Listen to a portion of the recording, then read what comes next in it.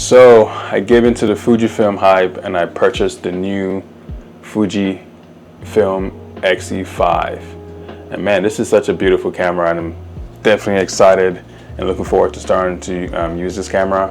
For me, part of the reason why I purchased this camera is because I want an everyday camera, a camera that I can easily take with me on different occasions, hanging out with friends, hanging out with family. A camera that I can have with me just to be able to practice photography. And this camera gets me excited about photography again. It makes me want to go out and take photos. The feel of the camera, it just feels so good in the hand. I mainly use the Sony system for my weddings and other professional stuff. But having a Sony and taking a Sony like this with me on just casual shoots, it's a little bit cumbersome. In the past I had looked into getting a camera like the X100V, but the pricing on the X100V was somewhat ridiculous at the time. I couldn't really justify spending that much money on a camera that costs about the same as like my Sony. So I did look into the XE5 at the time, XE4 at the time, and that camera was discontinued when I was looking into it. And again, the pricing on eBay, people were selling them for way more than the original retail price. And I just couldn't justify spending that much money on that camera. That was what led me to the Ricoh GR3X. I did sell my Ricoh GR3 for this camera. The Ricoh GR3 is a perfect everyday camera, and I enjoy my time using it. It definitely didn't make me feel the way the Fujifilm camera, this Fujifilm camera makes me feel about photography. I definitely feel a little bit more inspired and motivated to want to go out and take more photos. Not to say the Ricoh camera can't do that for some of you, but for me, it just didn't do it. Part of the reason why I purchased the Ricoh in the first place was, I was initially looking for something like the X100V. The price in the X100V just didn't make sense for me to purchase it. And also I was then looking into the XE4 at the time, but then found out it was discontinued. People selling on eBay at a higher price. It just didn't make sense at the time to purchase it just because it was too expensive. So I purchased the Ricoh, and I enjoyed my time using the Ricoh. I didn't feel like I was getting the hang of that camera until like, just a few months ago. And of course I then sold it for this camera, but I have a feeling I may regret that decision and possibly look to get the Ricoh, maybe use something in the future.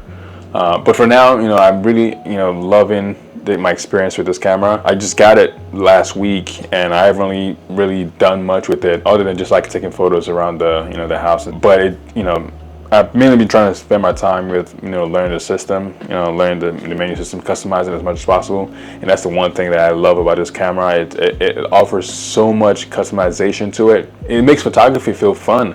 Just being able to customize and I have all the buttons and things like that. I got it with the 23 kit lens, and the lens just feels it looks so good, and it feels so good. You're just being able to turn the the dials, just the clicky nature of it. I'm not sure if you can hear that very well, but that, it just feels so good to be able to use it, and you feel a lot more connected.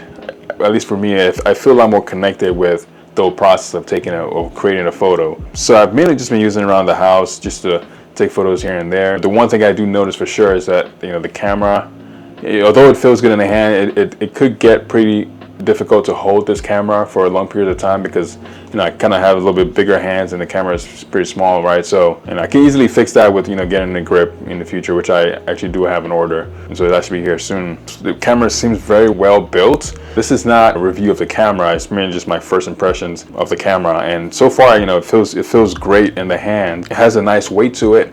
It feels very solid. I do plan to keep this lens on for most of the time, but part of the reason why I kind of went away from the Ricoh and not necessarily want to get something like the Fuji X100V is because my experience with the Ricoh is I learned that I don't necessarily like a fixed lens camera. Even though I plan to use this almost as a fixed lens camera, I still love the fact that with this camera I have the option to take off the lens and try something else. I have a 56mm lens, which is about an 85 equivalent. So I think that lens pairs perfectly with this 23mm lens, which is about a 35 full frame equivalent. And of course, 40 megapixel sensor on this camera, which is similar to what you have on like the X-E5 and X100V. Being able to crop in, have for 40 megapixels, which is probably more than enough of what I need. But being able to crop in, essentially I would have a 23 or 35 look and a 50mm look if I, just do using a 1.4 zoom. So I think for this camera for sure, I plan to just stick with a 2-lens system, 23 and 56, and just pretty much go from there. But that's the beauty of, having a camera that, allows you to have the interchangeable lens system in this form factor. I have noticed one issue with the camera, which is when I hit the switch to turn on, it doesn't turn on. I'm not sure what's causing that, if maybe it's a user error, or if it's isolated to my camera, or if this is a known bug. But that's one thing I've noticed. It doesn't happen too often. It happens once in a while. I can see that being a problem where maybe I'm trying to take a photo of a scene that I see, and the camera doesn't want to turn on. Another issue I've noticed with the camera, it's not necessarily an issue with the camera, it's more so an issue with the lens. This 23mm pancake lens, it's pretty loud when you're focusing with it. For me, this camera is mainly going to be a photography-based camera, so it's not going to be an issue with me, because it's definitely audible when it's focusing, but it's not going to be a problem with me because I'm mainly planning on using this as a photography camera. But if you plan to use this as a video camera, I could see how it could be a problem. I think I'm willing to sacrifice a little bit of noise for the look, for the pancake lens, and just this nice small form factor. Yeah, other than that, no real issues with the camera. Like I said, the camera feels really great in the hands, and the build quality is very good. And I'm just really looking forward to using this camera. I do have a trip coming up soon where I plan to use this camera extensively. So stay tuned for that. I'll probably create a video on that. And yeah, this has just been an initial impression of the camera.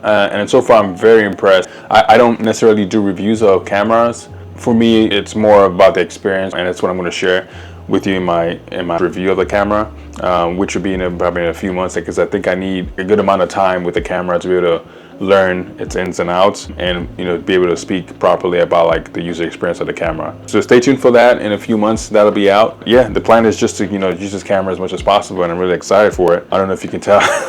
Thanks so much for watching the video, and I look forward to seeing you guys in the next one. Peace.